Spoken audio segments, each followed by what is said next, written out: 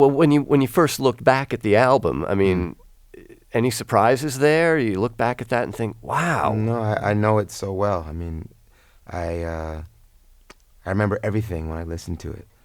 You know, who was in my life, where I was living, the smells, the feels, everything. It just all comes back when I hear the music, when I hear the recordings and I hear the room.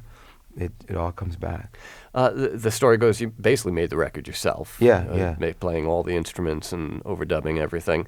When it takes you back to that time, I mean, does it take you back to the 25-year-old Lenny Kravitz as well? It was,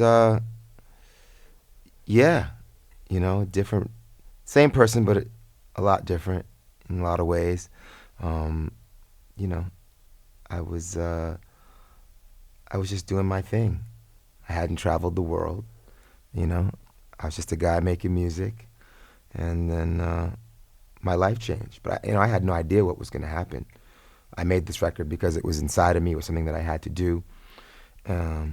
Prior to that, I was working with other musicians. I was playing in bands. I was producing demos for people, and you know, just trying to stay alive and play music. But I had no idea that any of this was going to go down. So had there been a kind of any false starts before this, or did you just come right out of the gate? Yeah, there were record labels that tried to sign me, and groups that people tried to put together at record labels, you know. And I was very famous for turning down record deals. I was offered about 5 record deals from the time I finished high school until I was, 23 when I started Let Love Rule. And they never felt like the right thing. They were offering money, you know. That's a pretty amazing thing for a kid who's still in high school to have the sense to... I was living in a car, you know, and when I think back, I was like, why didn't I take those deals? Like, you know, I had no money. I was living in a car. I was, showering at people's houses when I could. You know, I was eating wherever I could eat. And I had the nerve to turn down record deals. And, I think I just really knew that something inside of me knew to just wait. Even though my brain, may not have been part of that.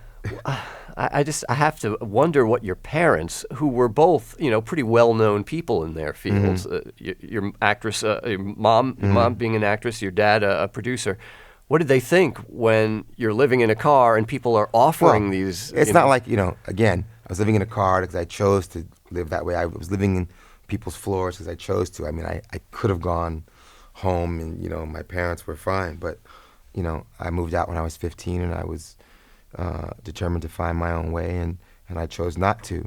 But I don't think they really knew much about what was happening at that point with me turning down things. I mean, my mom didn't really know what was happening until she heard Let Love Rule and when it was out, and she said, "Oh, that's what you've been doing."